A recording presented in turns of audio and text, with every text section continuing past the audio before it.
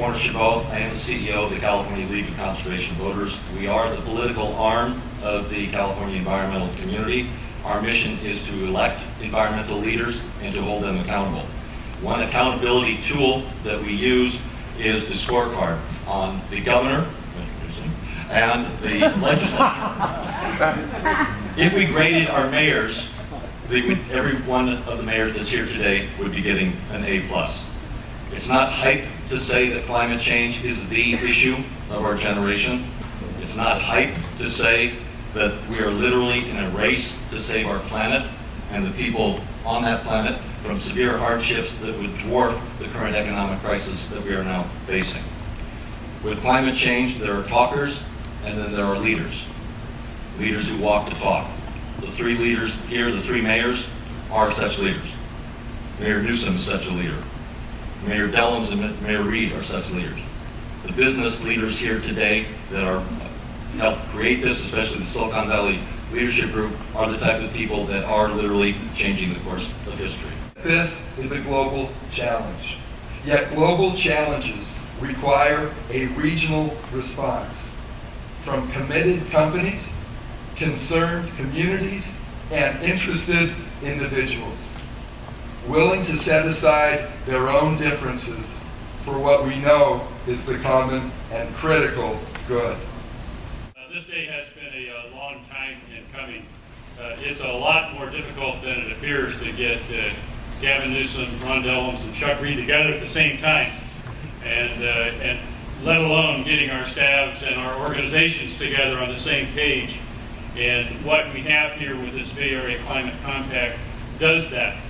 San Jose has our green vision. We have 10 long-term goals that are guiding us. Other cities have efforts that they're doing. Lots of organizations are doing things.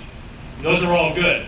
But we realize that if we could do this together in some sort of coordinated effort, that we would all run that marathon together and we would all run faster times.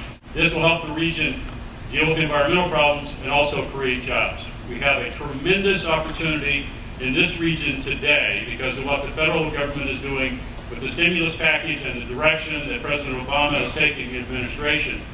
Tens of billions of dollars are going to be spent on clean technology over the next year or so by the federal government, directly and indirectly. Much of that money should come through the Bay Area. It's a huge step forward for all of us. Difficult to get us all on the same page, but we've done that, as Carl said, by building from the beginning.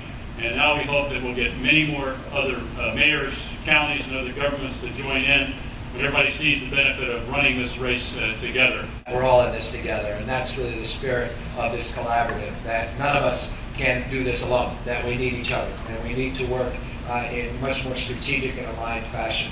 As Chuck said, all of us have our version of global climate action plans. This really came out after we pulled out of the Kyoto Accords. Mayors and counties across this country said, look, we can't wait 8 years or 4 years, but God forbid 8 years to see national leadership in terms of environmental stewardship. And as a consequence, mayors banded together, Republicans and Democrats from rural counties, suburban areas, as well as larger urban areas.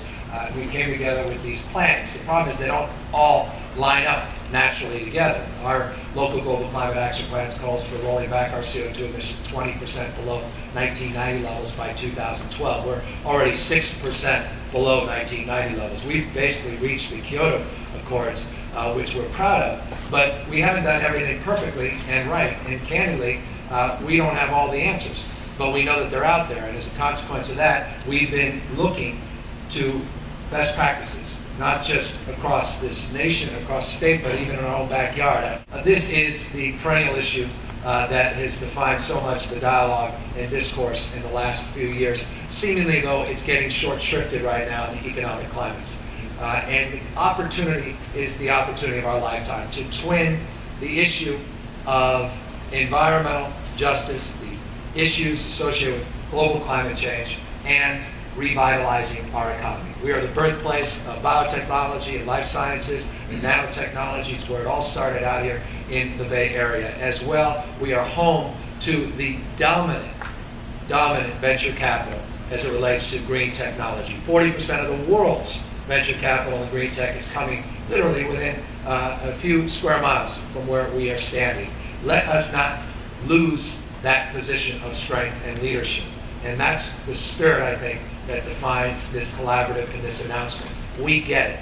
Now we have to do more and do better. It's all about that spirit of renewal. It's all about the spirit of discovery. Dreamers and doers, innovators and entrepreneurs, always on the leading and cutting edge. We need tens of thousands of these businesses to spawn this revolution. And maybe just 2 or 3 become the next Googles and Microsoft of the green tech sector, but that may be enough to get us to where we need to go.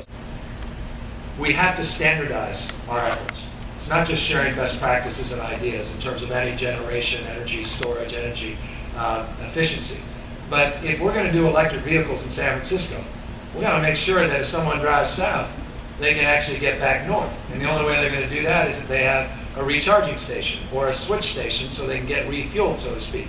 Well, if you got 220 up north but 110 down south, that's not going to work. So we've got to create a ubiquitous system in terms of the way we deliver solutions. That's the importance of this. These work groups are the big idea. It's great to get the mayors in the same room. It's more important, dare I say, to get our staffs in the room after we leave. And the specific differentiator of this collaborative that's been put together is that we've all agreed to commit staff to these specific 10 policy areas. And everybody's committed for the long haul to make sure, even after Chuck's gone and I'm gone and Ron's gone and the mayors in the region are gone, that the staffs transcend and create an institutional construct so that we can continue to collaborate for decades to come.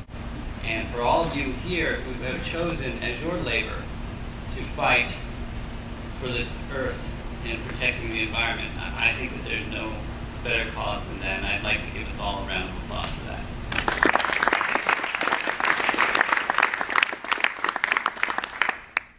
Just real briefly, we have, the mayor believes very much in the idea of public-private partnerships, and that together, that is really the only solution that we have. There are many solutions to climate change, and many of the better ones, frankly, have been coming out of local government from the local level. Our planet probably needs another 1 million leaders like those standing behind me or sitting behind me. Let's start with the Bay Area. There's about 101, not about, there are exactly 101 cities and towns in the greater Bay Area, from Monterey to Mendocino. There's about 7 million people call this place home. Those 101 mayors represent, well, let's say the 98 mayors that are not part of the accord yet, represent 70% of the remaining population of about 7 million people.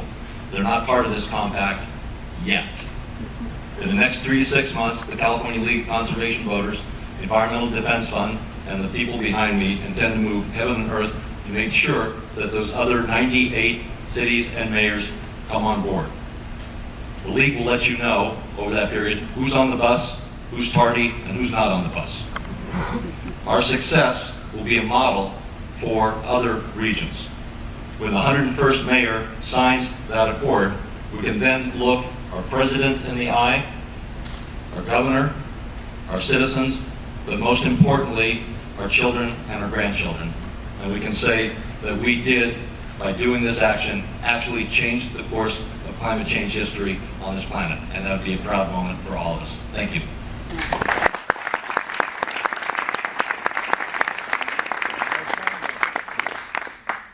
Kelly, if you're going to be in a foxhole, you want Warner Chabot in a foxhole next to you. Thank you, Warner, for the tremendous leadership you provide.